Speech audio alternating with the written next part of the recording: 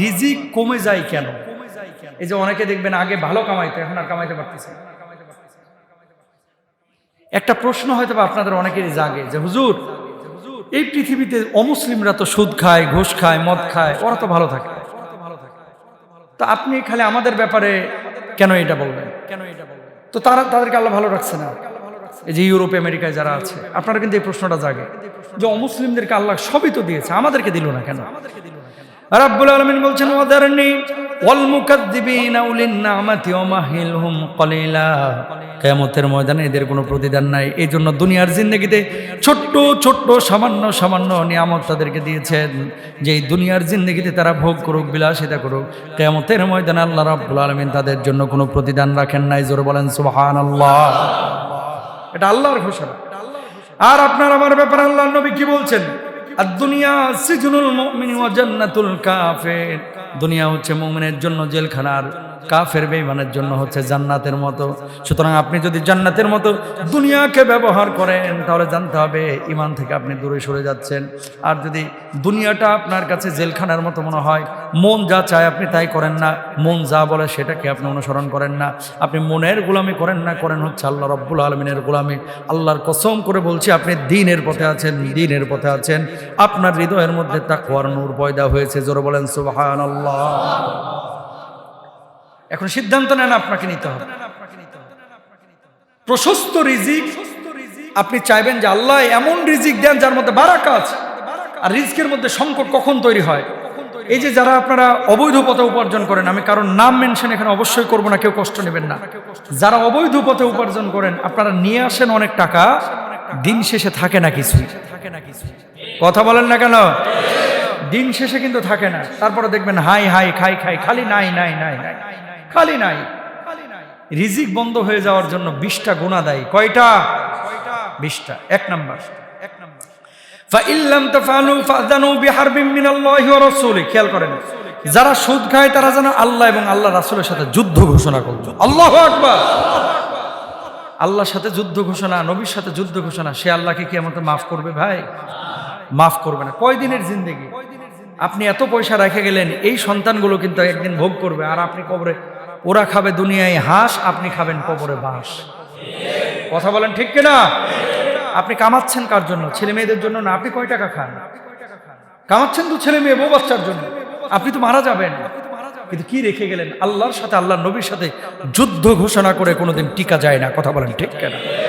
তাহলে এই রিস্কের কমতির জন্য, বন্ধ হয়ে জন্য, বারাকার জন্য 1 নাম্বার দায়ী হচ্ছে সুদ। কি? আরো জোরে বলেন কি? এ থেকে আমরা দূরে থাকবো ইনশাআল্লাহ। 2 নাম্বার আল্লাহ রাব্বুল আলামিন কি বলছেন? লা ইন শাকারতুম লা আযীদান্নাকুম ওয়া লা ইন কাফারতুম ইন্না আযাবি লাশাদীদ। আল্লাহু আকবার। শুকরিয়া আদায় করো, তাহলে নিয়ামত বাড়ায় দেব, রিজিক বাড়ায় দেব। আর যদি অকৃতজ্ঞ হও, আমি আল্লাহ রাব্বুল আলামিন রিজিক ছিনিয়ে নেব। যেটা আমাদের সমাজে এখন বেশি। ভালো থাকলেও বলে হুজুর টাইনে টুনে চলতেছে, আসি একরকম, কোনো সময় আলহামদুলিল্লাহ বলে না। কথা বলেন ঠিক কিনা? শুনেন, বাড়িতে কারো আজকে গোশত রান্না হয়েছে, কারো মাছ রান্না হয়েছে, কারো সবজি। আপনাকে যদি আমি জিজ্ঞেস করি, ওই জামাল ভাই কেমন আছেন, আলম ভাই কেমন আছেন, ভাই যতই সংকটে থাকেন, আপনি মুচকি হাসি মেরে যদি বলতে পারেন মুস্তাফিজ ভাই আলহামদুলিল্লাহ আলা কুল্লি হাল, আল্লাহ আমাকে ভালো রাখছে, যা চাইছি তার চাইতে বেশি ভালো, আল্লাহর আরশ খুশি হয়ে যাবে। সুবহানাল্লাহ। কিন্তু এখনকার মানুষের নীতি কি জানেন? যতই ভালো থাকুক, জিজ্ঞেস করেন, কিছু মানুষের জীবনও বলবে না যে আলহামদুলিল্লাহ ভালো আছি। আসি ভাই একরকম, এই চলতেছে ভাই, আসি রে ভাই খুব ভালো না ভাই, টাইনিয়া টুনিয়া চলতেছে। পৃথিবীতে টাইনিয়া টুনিয়া বলে কোনো কিছু নাই। যতদিন সুস্থ আছেন জোর গলায় বলেন আলহামদুলিল্লাহ, জোর বলেন আলহামদুলিল্লাহ। আর কি সুখ চান? এসির মধ্যে বসে জুমার বয়ান শুনতেছেন, নামাজে এসেছেন, অথচ এই সময় ঢাকা মেডিকেলে অনেকে মৃত্যুর জন্য ছটফট করতেছে। একটাবার কল্পনা করেন না আপনি? এই সময়টায় তারা হসপিটালে কাতরাচ্ছে, আর আল্লাহ আপনাকে সুস্থ রেখেছেন। জোরে বলেন আলহামদুলিল্লাহ। আর একবার বলেন আলহামদুলিল্লাহ। তাহলে 2 নাম্বার, অকৃতজ্ঞদের রিজিক আল্লাহ বন্ধ করে দেয়, কমায় দেয়। মনে রাখবেন, 20টা পয়েন্ট বলবো এখন 2-4 মিনিটে। 3 নাম্বার, রিজিক বন্ধ করে দেন কাদের? মান আহাব্বা আইয়ুবসাতা লাহু ফি রিজকিহি ওয়া ইনসালাহু ফি আথারিহি ফালিয়াসিল রাহিমা। কোন ব্যক্তি যদি আত্মীয়তার সম্পর্ক ছিন্ন করে, আল্লাহ রব্বুল আলামিন ওই ব্যক্তির রিজিক বন্ধ করে দেন, রিজিক কমায় দেন, রিজিকের বারাকা উঠায় নেন। আর কেউ যদি আত্মীয়তার সম্পর্ক রক্ষা করে, আল্লাহ রব্বুল আলামিন তার রিজকের মধ্যে বারাকা দেন, প্রশস্ত দান করেন। বলেন সুবহানাল্লাহ। তাহলে ভাই ভাইয়ের সম্পর্কটা আজকে জোহরের পরেই বন্ধ করে দেন, কাট আপ করে দেন, নাকি? সম্পর্ক ছিন্ন করা যাবে না। সম্পর্ক জোড়া লাগাইলে রিজকে বারাকা দিবে কে? কল্পনা করতে পারেন, এগুলো কিন্তু হাদিসের কথা, আমার না, যে রিজকের সাথে আত্মীয়তার সম্পর্ক রক্ষা করা এটা দায়ী। আল্লাহু আকবার বলেন। এরপর আল্লাহর নবী বলছেন অসততা, ব্যবসায় মিথ্যা কথা বললে সাময়িক লাভ হয়, কিন্তু স্থায়ী লাভ করা যায় না। মান গসানা ফালাইসা মিন্না, যে ধোঁকাবাজি করে সে আমার দলভুক্ত না। হয়তো বা চিটারি বদমাইশি করে কিছু কিছু লোক আছে, দেখেন না, 3 টাকার জিনিস 30 টাকায় বেচে। আমার এক দোস্ত, তিনি বললেন যে ভাই, আমার মেয়েটা অসুস্থ, থাইল্যান্ডে 20 লাখ টাকা ওই যে কেমোতে চাচ্ছে, 20 লাখ কেমো, ক্যান্সার আক্রান্ত রোগীদেরকে কেমোতে দেয় না, সেম ট্রিটমেন্ট বাংলাদেশে এখন ওনার খরচ হচ্ছে 1,500 থেকে 2,000 টাকা। আল্লাহু আকবার বলেন। তো তার মানে যদি না বুঝেন, কতজন যে কতভাবে আপনারা সিস্টেম করে ফেলবে। এখন ও যে 20 লাখ টাকা কামাইলো, জানিয়া শুনে যদি 1,500 টাকা 1.5 লাখ টাকার জিনিস 20 লাখ টাকায় বেচে, ও তো মনে করতেছে মাশাআল্লাহ 2 বলে 3 ছক্কা মারছি রে। কিন্তু বাড়িতে যাবে, যাওয়ার পরে দেখবে বউয়ের কিডনি ড্যামেজ। কথা বলেন না কেন? ছেলে একটা হয়েছে বদের হাড্ডি, আবার দেখবে যে এমন রোগ দিছে আল্লাহ, কামাইছে হারাম 1.5 কোটি, এখন লাগবে 2 কোটি, ভিক্ষা করতেছে 50 লাখ, আরো লাগবে। কথা বলেন। এই জন্য যেটা বৈধ ওইভাবে উপার্জন করেন, হালাল তরিকায়, ইনশাআল্লাহ। প্রতারণা করলে কি অবস্থা? 6 নাম্বার হচ্ছে সালাতে অবহেলা। কোনো ব্যক্তি যদি রিজকের সংকট দেখেন, তাহলে কল্পনা করেন যে আপনার নামাজের মধ্যে ঘাটতি আছে। আল্লাহর নবী বলেছেন আসসালাতু মিফতাহুর রিজকি ওয়াল বারাকাতি। জোরে বলেন সুবহানাল্লাহ। নিশ্চয় নামাজ হচ্ছে বারাকার দরওয়াজা উন্মুক্ত করে, নিশ্চয় নামাজ হচ্ছে রিজকের দরওয়াজা উন্মুক্ত করে, প্রশস্ত করে। বলেন সুবহানাল্লাহ। রিজিক বাড়ানোর জন্য নামাজের বিকল্প নাই। নামাজ পড়বেন না, খালি জুমার নামাজে আসবেন, আর কোনো নামাজের খবর না, আর মনে করবেন যে রিজকের প্রশস্ত, এটা কখনো হবে না। রিজিক কমে যায় আরেকটা কারণে, সেটা হচ্ছে কি? গীবত। ওয়ালা ইয়াক্তাব বা'দুকুম বা'দা। এই গীবতের কারণে আল্লাহ সুবহানাহু ওয়া তাআলা রিজিক উঠায় নেন।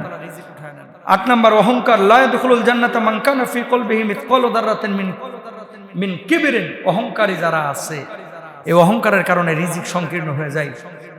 যাকাত আটকে রাখার কারণে রিজিক সংকীর্ণ হয়ে যায়। কর্মচারীদের উপরে জুলুম করার কারণে রিজিক সংকীর্ণ হয় মালিক পক্ষের। এটা গার্মেন্টসের মালিকদেরকে শোনায়। কি আছে হাদিসে? আল্লাহ রাসূল সাল্লাল্লাহু আলাইহি ওয়াসাল্লাম বলছেন আতুল আজিরা আজরাহু ক্বাবলা আইয়াজিফা আরাকা।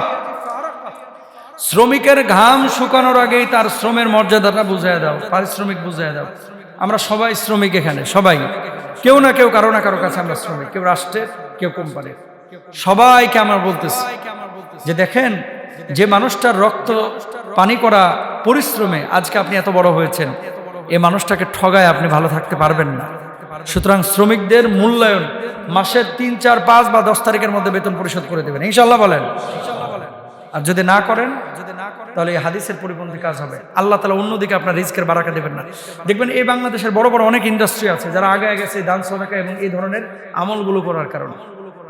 অনেক প্রতিষ্ঠান আছে, আলহামদুলিল্লাহ, আল্লাহ মাফ করুক। লোভ করবেন না, প্রতারণা করবেন না, জুলুম করবেন না, সাদাকা করবেন না। মা নাকাসাত সাদাকাতুম মিন মালিন।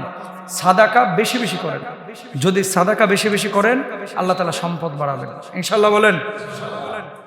বাচ্চাদের উপরে জুলুম করবেন না। ইত্তাকুল্লাহা ফিন নিসা। নারীদেরকে মারবেন না, বউদের উপরে অত্যাচার করবেন না, ছোট ছোট বাচ্চাদের উপরে জুলুম করবেন না, তাহলে রিজকের মধ্যে প্রশস্ততা আসবে। মিথ্যা কসম যদি কেউ করে, তার রিজিকের মধ্যে সংকট তৈরি হয়। অলসতা। ওয়া আল্লাহ ইসালিল ইনসানা ইল্লা মা সাআ। চেষ্টা চালাবে না, খাবে না, দাবে চাকরি করবে না, ব্যবসা বাণিজ্য করবে না, খালি ঘরের ভেতরে আর হুজুরের সামনে এসে আল্লাহ রিজিক দাও, রিজিক দাও। রিজিক কি এই মসজিদের ছাদ ফাইটে আসবে না? চেষ্টা করা দরকার আছে না নাই? আছে। তো চেষ্টাটা কি, ফাইদা কুদিয়াতিস সালাত ফান্তাশিরু ফিল আরদ, নামাজ আদায় হয়ে গেছে সোজা মসজিদ থেকে বাইরে হন। এখন মসজিদের কোনো কাম নাই, এখন বাইরে যান, জীবিকা তালাশ করেন। সুবহানাল্লাহ বলেন। ওমর রাদিয়াল্লাহু তাআলা আনহুর জামানায় কয়েকজন খালি গোল হয়ে বসে থাকে আর বিড়বিড় করে কি যেন আলোচনা করে। ওমর প্রথম দিন দেখছে, দ্বিতীয় দিন বলতেছে এই তোমরা করো কি? আমরা ইসলামী আলোচনা করতেছি, কোরআন হাদিসের আলোচনা। এরপরে কিছু বলেন। তৃতীয় দিন বলতেছে কি রে আবার বসছো দেখি, কারণটা কি, করো কি? আমরা দিনই আলোচনা করতেছি। ওমর বলতেছে তোকে কি দুনিয়া নাই, তোকে রুটি রুজি নাই? ওটা চাইতে তো এটা বেশি জরুরি। তখন ওমর বলছে কাল থেকে দেখলে কিন্তু পিটে মসজিদ থেকে বাইর করবো। আল্লাহু আকবার বলেন।